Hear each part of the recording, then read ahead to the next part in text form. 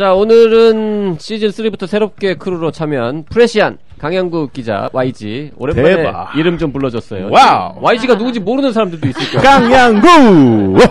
대한민국에서 제일 훌륭한 기사를 많이 쓰는 언론사 중에 하나인 프레시안에서 가장 중요한 기자 중에 한 명인 강양구 기자가 YG입니다. 네. 오늘 왜 이러시나요? 완전 인정합니다. 네. 왜 이러시나요?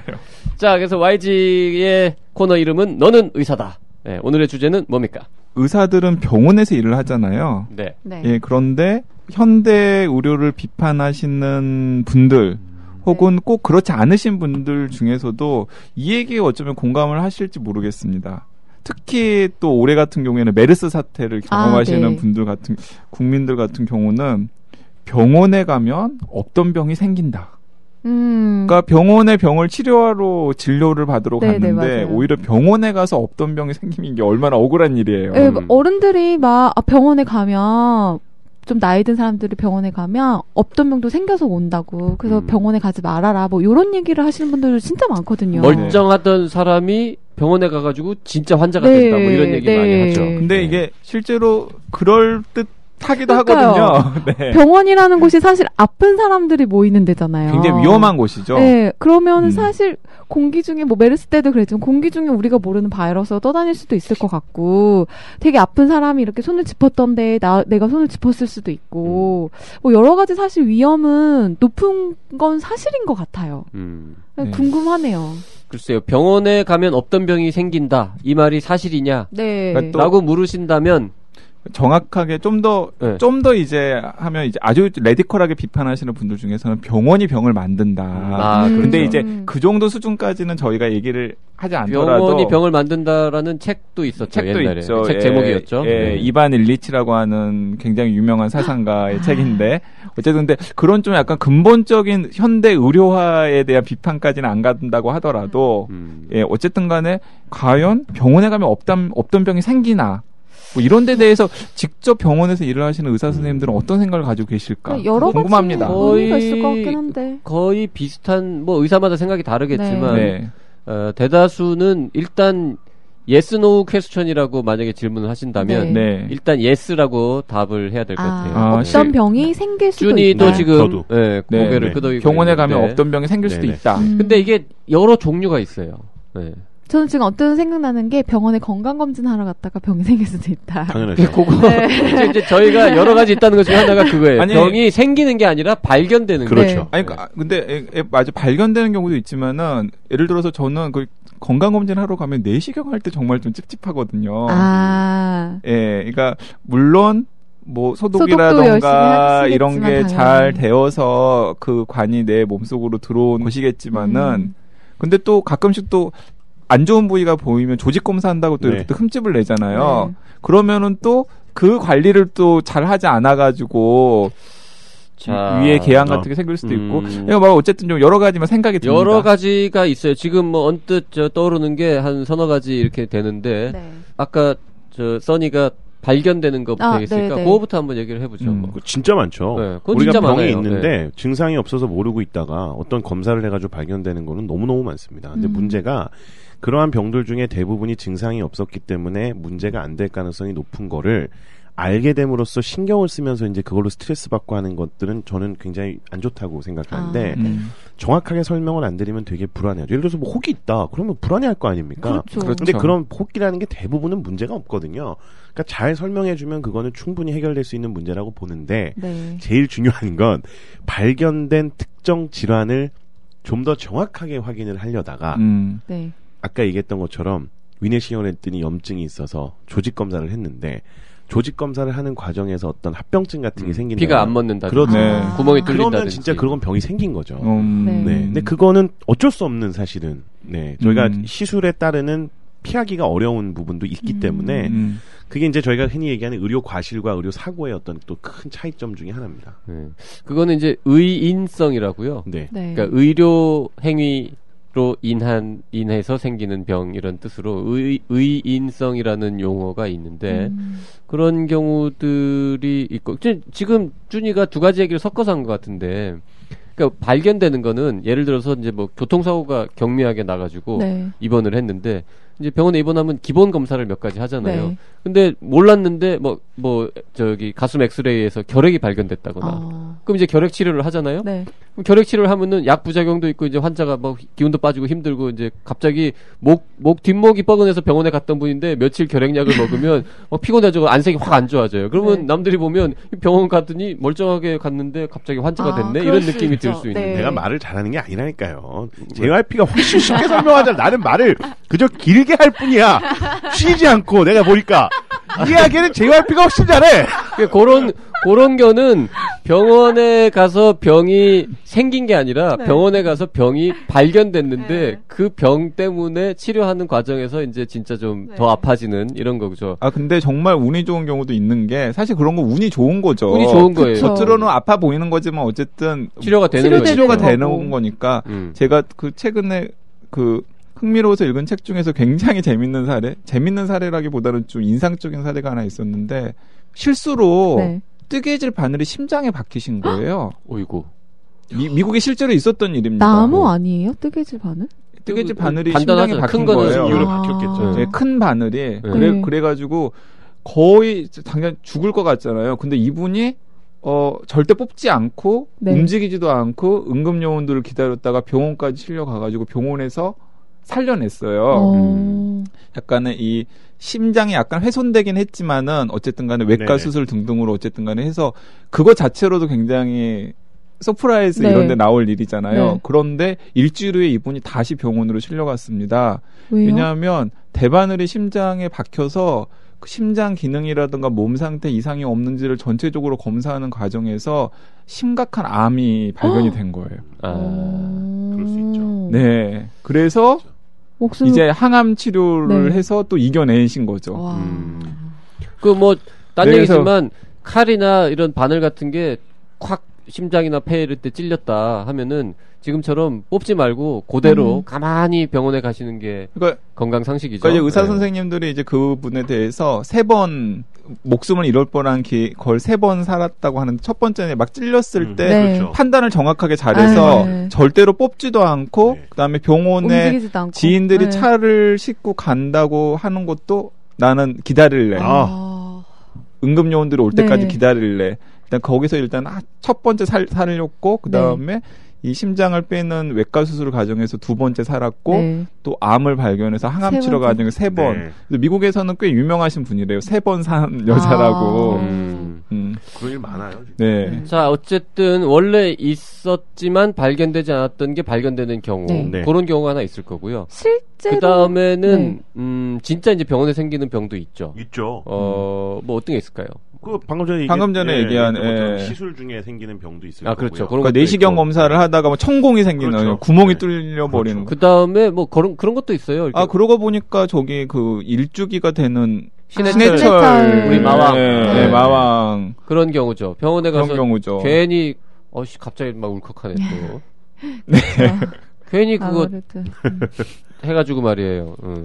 그런 경우도 병원에 가서 병을 얻은 경우이죠. 그리고 그런 심각한 거 말고도요. 예를 들어서 이제 입원하면은 되게 누워 있잖아요. 누워 있으면 되게 소화가 안 됩니다. 그리고 오래 누워 있으면 허리가 아파요. 그리고 낮에 이제 할 일이 없으니까 졸죠. 그럼 밤 되면 잠이 안 와요.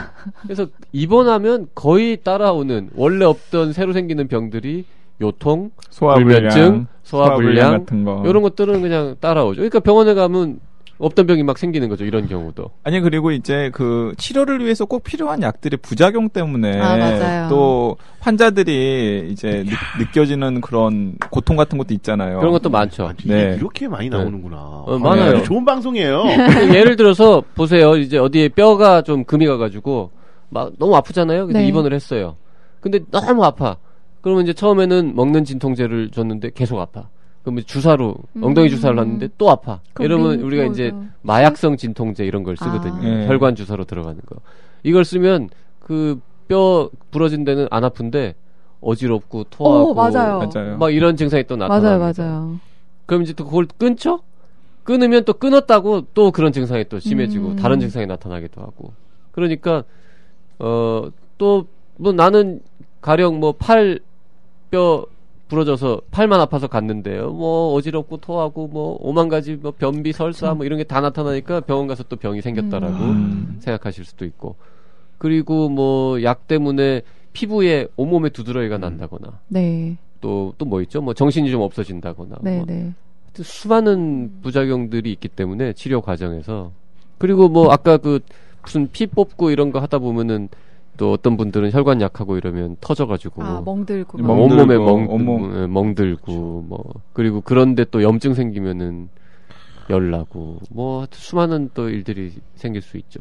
근데 저는 그 병원에 가서 없던 병이 생긴다라고 하면서 또 떠오른 것 중에 하나는 왠지 오래된 병원들 있잖아요.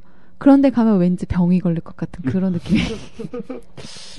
그 존스 홉킨스 같은데 되게 오래됐는데, 그런가요? 예, 거기 가도 물론 병이 생길 수 있지만 오래됐다고 더 생기진 않죠. 근데 제대로 잘 관리 운영되지 않는 한마디로 후진 병원에 가면 더 병이 생길 위험이 높아진다. 요렇게는 말할 수 있을 것 같아요. 네. 근데 이제 많은 시민들 같은 경우에는 이제 이런 편견 같은 건 있을 수 있잖아요. 그러니까 뭔가 건물이 새 건물이고 시설이 되게 현대식 시설이고 이러면은 뭔가 뭐 병원 내 감염이라던가 네. 아니면 방금 얘기했던 병원에 가서 오히려 병을 얻어오는 경우에 대해서 조금 더 자유로울 것 같은데 예를 들어서 이제 뭐 의사 선생님들 좀 늑수구레하고 뭐 간호사 선생님들도 좀 이렇게 뭔가 좀 시장에서 볼 수 있는 그런 분들이랑 비쌀 것 같고, 막 좀 지저분해 보이고. 편견일 수가 있죠, 괜히 사람이.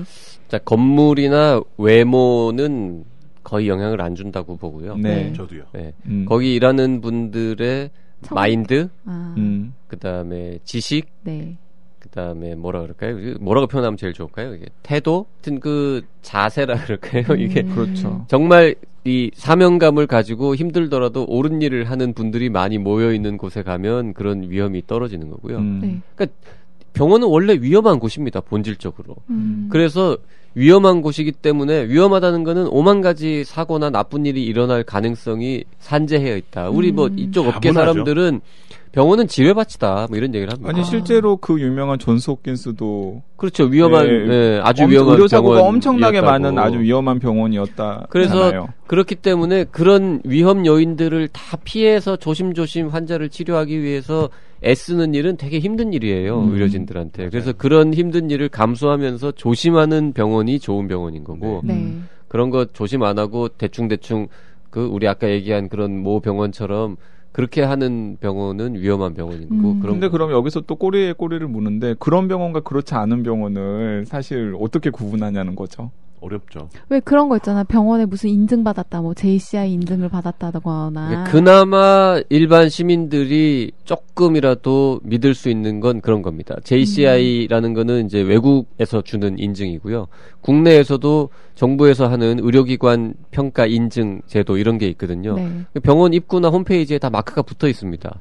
그래서 JCI 인증을 받았다, 혹은 뭐 의료기관 평가 인증을 받았다라는 마크가 붙어 있으면 일반 시민들은 저 마크가 붙어 있는 게 무슨 국제적인 인증을 받았다 그러면 이 병원의 의료진이 굉장히 우수하다거나 뭐 수술을 잘한다거나 이런 걸로 인증받았다고 생각하시는데 그게 전혀 아니고요. 그 지뢰밭 속에서 지뢰를 안 터뜨리고 잘 조심스럽게 운영하는, 다르게 말하면 환자 안전을 지키기 위한 이런 터무니없는, 병원에 와서 병이 걸리는 이런 일을 최소화하기 위한 노력을 열심히 하는 병원이라고 인증을 해주는 거라는 거죠. 지나가신 말씀입니다. 할 말이 없어. 그런데 사실 진짜 병원의 지뢰밭이라고 하는 JYP 설명이 딱 마음에 와닿는 게, 어쨌든 간에 지난 메르스 사태 때 가장 큰 문제를 일으켰던 건 어쨌든 국내 최고의 병원 중에 한 곳으로 꼽히는 삼성 서울병원이었고, 그런 걸 보면은 진짜 병원 자체가 굉장히 위험한 곳인 건 맞습니다. 그래서 아까 제가 병원에서 병이 생기는 경우가 크게 한 서너 가지 뭐 될 거라고 얘기를 했잖아요. 이제 그 중에 제일 중요한 거 한 가지를 이제 마지막에 말씀드리자면 그게 이제 병원 감염.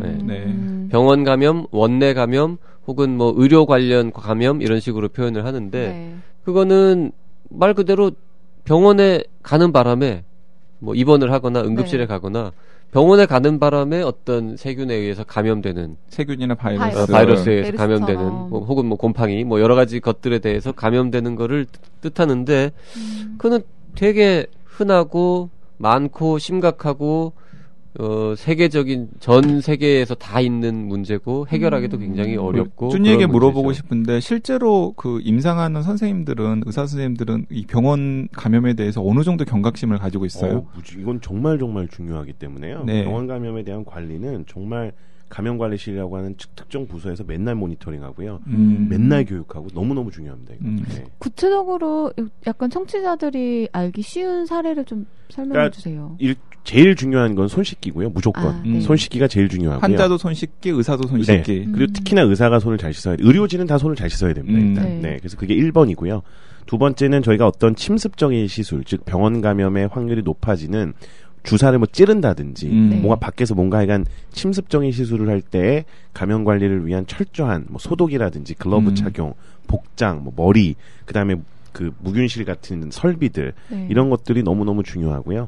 세 번째가 병원 감염은 균종 자체가 완전히 다릅니다. 그러니까 일반적으로 우리가 일상생활에서 노출되는 균과는 전혀 다른 굉장히 위험한 균들이 많기 때문에 감염이 의심될 때는 그거에 맞는 적절하고 조기에 정말 능동적인 대처가 필요하기 때문에요. 병원 감염 너무 중요합니다. 실제로. 뭐 병원 감염은 뭐 전문적인 내용이라서 여기서 아주 자세하게 설명드리긴 좀 어려운데요. 네. 뭐 예를 들면 이제 항생제 같은 거를 쓸 때도 다 규정들이 있어요. 그러니까 항생제가 가령 뭐 제일 약한 거부터 제일 센 것까지 뭐 한 10가지 단계가 있다고 하면 아주 기본적인 뭐 아주 쉬운 만만한 세균에 감염돼 온 사람한테도 예를 들어서 10단계 항생제를 쓰면은 죽죠, 균이. 네. 이제 물론 이제 균마다 또 잘 듣는 약이 있고 안 듣는 약이 있고 복잡합니다만 아주 간단하게 말씀드리면 이제 이 순한 1번 제일 뭐 양 같은 토끼 같은 균부터 호랑이 같은 균까지 한 10단계가 있으면 그 각각에 맞는 이 무기가 있는 거예요. 아주 약한 무기부터 센 무기까지 있다고요. 근데 토끼에 감염이 됐는데 막 대포를 써가지고 제일 10단계 무기를 써서 하면은 토끼가 죽죠. 근데 그럼 모든 감염 환자한테 다 10단계 항생제를 다 써버리잖아요. 그러면 이제 내성이 생기는 거예요. 그 유명한 많이 쓰면 토끼고 호랑이고 뭐 사슴이고 간에 전부 다 저보고 저 폭탄을 피할 수 있게 되는 뭐 이런 이제 게 생기거든요. 그래서 감염을 한 사람 감염을 안 생기게 하는 것도 감염 관리지만 병원 전체 나라 전체가 그런 내성이 생기는 내성을 가진 세균이나 바이러스를 덜 생기게 하기 위해서 각 단계에 맞는 적절한 항생제를 쓰도록 관리하고 규제하는 거 이런 것도 굉장히 차원 높은 병원 감염 관리인데 그렇게 내성이 생긴 세균이 흔히 슈퍼박테리아라고 하는 것들이 다제내성 뭐 결핵 뭐 다제내성 어쩌고 그런 게 다 항생제를 우리 뭐 많이 들어보셨을 거예요. 우리나라는 항생제를 너무 오남용하기 때문에 맞아요. 내성이 많다 이런데 뭐 어느 정도 사실이고 그렇지만 그렇기 때문에 오히려 더 요즘은 그런 항생제의 적절한 사용과 관련해가지고 뭐 규정도 많이 만들고 관리 뭐 감독도 많이 하고 하죠. 이 병원에 준이가 해야 되는 설명인데 왜 내가 한 거야? 아닙니다. 너무 설명을 잘해주셨고요. 10단계, 9단계 뭐 이런 센 항생제를 쓰기 위해서는 아무 의사나 이거를 처방할 수도 없게 되어 있고요. 감염내과라든지 아주 몇몇 전문가들이 오케이 이런 경우는 꼭 쓰자, 꼭 필요하다라고 인정할 때만 쓰고 토끼 잡기 위해서 막 대포 쓰고 이런 거는 못하게 되어 있습니다. 아예. 그러면 뭐 대충 이제 청취자분들도 뭐 궁금증이 어느 정도 해소가 됐을 것 같은데 그 약간 현실적인 팁 하면 우리나라 문병 문화 있잖아요. 예를 들어서 뭐 할아버지 할머니가 입원을 하시면 할아버지 할머니가 손자 손녀가 보고 싶다고 하니까 손자 손녀를 좀 데리고 와서 심지어는 병실에서 막 기어다니면서 막 놀고 그러잖아요. 그런 건 안 좋은 거죠. 해서는 안 될 일인가요? 병원 당연히 안 되는 병원 감염을 줄이기 위해서 일반 환자들이 시민들이 해야 되는 제일 중요한 수칙은 면회를 안 가는 건가요? 최소한으로 안 간다. 그리고 갈 때는 반드시 손을 씻고 마스크도 뭐 쓰면 좋고 마스크는 안 쓰더라도 손은 반드시 씻어야 되고. 그러니까 기본적으로 그렇다면 뭐 친지들이 혹은 뭐 부득이한 경우에 가족이 병원에 있을 때 꼭 필요한 경우가 면은 병원에 안 가는 게 기본적으로 안 가는 게 좀 저는 그게 맞다고 생각해요. 네. 근데 사실 입원해 있는 사람 입장에서도요. 입원한 김에 쉴 수도 있는 거고 또 좀 많이 아프면 잘 씻지도 못하잖아요, 사실. 네. 그렇게 좀 지저분한 상태인데 그러니까 몸은 아프고 상태는 엉망인데 손님들을 봤는데 와야 되고 이거는 환자한테도 정말 안 좋은 것 같아요. 특히 젊은 여자 환자들은요 스트레스 받습니다. 지금 써니도 아마 자기 경험이 있는 것 같은데 맞습니다. 면회를 온다고 사람들이 막 병실 물어보고 약속을 잡잖아요. 그러면 몇 시쯤에 누가 오는지를 안단 말이에요. 근데 맞아요. 젊은 여자 환자들 중에 굉장히 많은 사람들은 그 면회객 때문에 일어나서 세수하고 비비크림이라도 바르고 맞아요. 립스틱이라도 바르고 앉아있다고요. 네. 그게 힘들걸라. 근데 또 짜증나겠다 그거. 난 저 생각도 못했거든요 그건. 네. 근데 그럴 것 같네요. 준이가 간다고 했을 때는 여자들이 화장을 안 해. 아 이거 뭐 당연한 얘기인데 완전 이건 충격적이다. 그러니까 왜냐면 제가 이제 교통사고 때문에 잠깐 입원해 있었을 때 오겠다는 분들이 있는데 여러 남친들이 다 오겠다고. 와. 제발 좀 시간을 달리해서 왔으면 좋겠는데 같은 시간에 왔구나. 그러니까 얘는 이제 헤어져야겠구나. 그래서 울었구나. 근데 정말 그때 다리가 좀 불편한데 꾸역꾸역 머리 감고 샤워하고 그런 다음에 화장품도 이렇게 바르고 비비크림도 바르고 와, 이랬거든요. 네, 진짜 그러는구나. 근데 안 하는 여성분들도 있어요. 근데 이제 어떤 분들은 진짜 열심히 준비하더라고요. 근데 진짜 우리나라 병원에 입원하면 입원 병문안 안 가면은 잘못하는 것처럼 되는 문화 같은 게 제가 있잖아요. 저번에 어디 가서 그러니까 병원에 가서 그리고 또 이렇게 뭐 소액이지만 봉투라도 이렇게 한 장 이렇게 드려야 뭔가 아니 그래서 인간으로서의 도리를 다한 것 같아요. 제가 지난번에 우리 라디오에서 얘기했나 어디 무슨 글에다 썼나 모르겠는데 그냥 누가 아프다 병원에 입원했다라는 소식을 들으면 자연스럽게 계좌번호를 물어보고 알려주는 문화를 만들자라고 주장하고 싶다. 사실 저도 공감이에요. 요새 페이 어플 되게 많잖아요. 네, 페이 어플 많으니까. 네. 그런 걸 그냥 카카오페이 이런 걸 이렇게. 그렇죠. 그럼 비즈니스 모델이 나올 것 같은데요. 그거 좋은 생각이세요. 병문안용 페이만 따로 할 수 있도록? 이거 병원에다 한번 설치를 제가 진지하게 고민해보겠습니다. 장례식장은 그거 있거든요. 장례식장에는 있잖아요. 있어요? 네. 병문안이라고 왜 안 돼? 장례식장에는 가면 이게 돈을 현금을 안 찾아가는 사람도 있고 그 다음에 가서 또 이렇게 막 줄도 길 수도 있고 뭐 이렇게 보는 앞에서 또 봉투 주고 하는 거 아예 안 받는다고 하는 분도 있고 하니까 그렇게 뚝뚝뚝뚝뚝 치면은 그런데 쭈니 병원이 약간 장례식 문화를 바꾸는 걸 약간 선도했잖아요. 잠깐 이거 병문안 문화도 한번 해보면 좋을 것 같아요. 저는 진짜. 괜찮을 것 같아요. 아니 그거 봐봐. 가는 사람 입장에서도 가는 사람도 불편하다니까. 불편한 거예요. 사실 시간도 뺏기지. 그리고 또 약간 병원이라는 게 좀 찝찝하기도 하지. 그런데 또 안 갈 수는 없는. 그리고 환자도 입원 계획을 맞기 위해서 준비해야 된다는 거를 많은 분들이 알아요. 그래서 내가 가면 환자를 더 힘들게 할 텐데라는 생각이 있지만 봉투 주러 가걸랑 많은 사람들이. 근데 봉투 안 주고 송금만 해도요.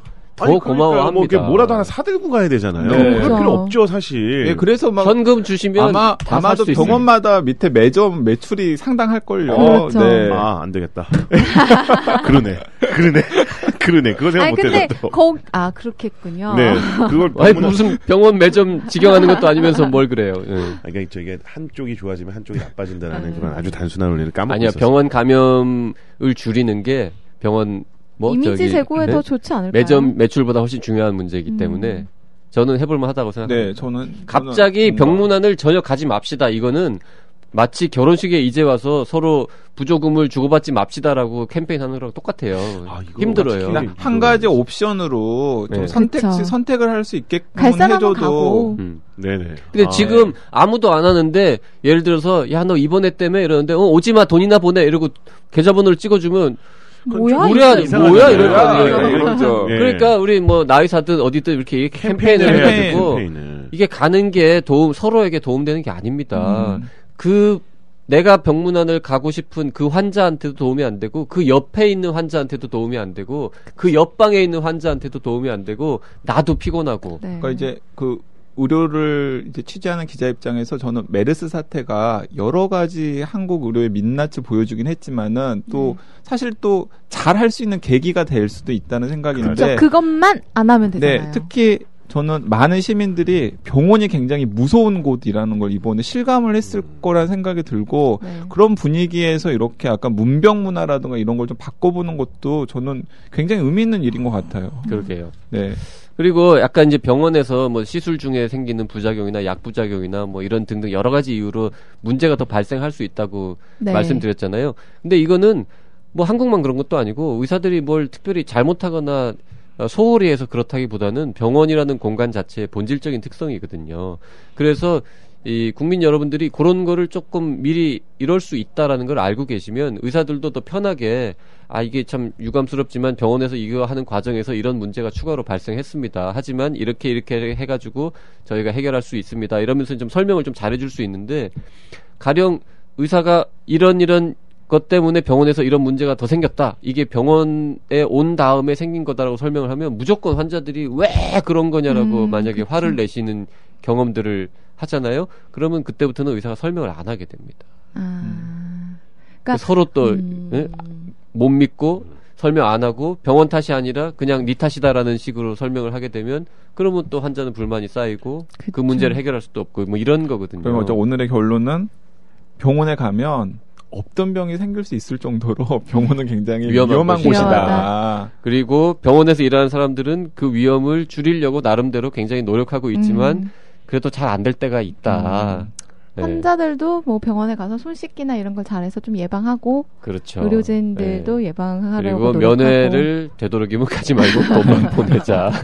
근데 그건 정말 오늘 방송의 중요한 포인트인 것 같아요. 특히 애는 데리고 가지 말자. 애는 진짜 데리고 가면 안 될 것 같아요. 그리고 혹시 면회를 가더라도 빨리 나오자. 오래 머물지 말고. 근데 진짜 보고 싶은 사람 봐야 될 수도 있어요. 그러니까 그런 예외 규정은 있어야 됩니다. 영상 통화 같은 기능도 있잖아요. 근데 또 이게 또 그런 스킨십에 의해서 생기는 그런 게 있지 않습니까? 그리고 손을 씻어도요. 말만 하고 손을 막 만지고 얼굴 만지고 이거는 그것도 위험한 행위거든요.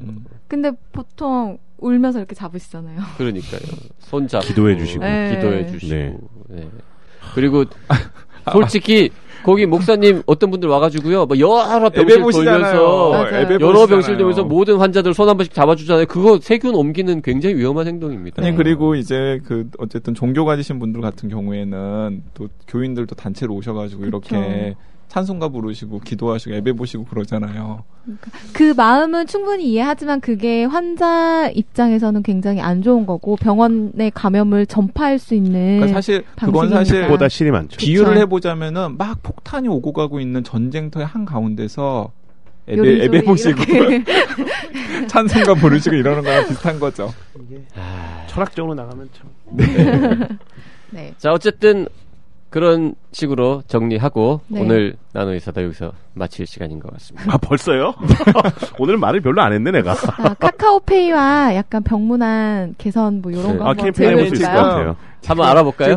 쭈니가 머리가 계속 지금 굴러가고 있는 것 같아요. 그 생각이 계속 들고 있네요. 저희가 좋은 아이디어 있으면 저희 나노의사다 페이스북이나 문자로 보내주시면 진짜 한번 준비해보도록 하겠습니다. 실제로 그 방송 내용에 대한 피드백도 주시면 좋겠어요. 네, 어떻게 생각하시는지. 어떻게 생각하시는지 의견 주시면. 네, 다음 시간에 다시 뵙겠습니다. 고맙습니다. 감사합니다. 감사합니다.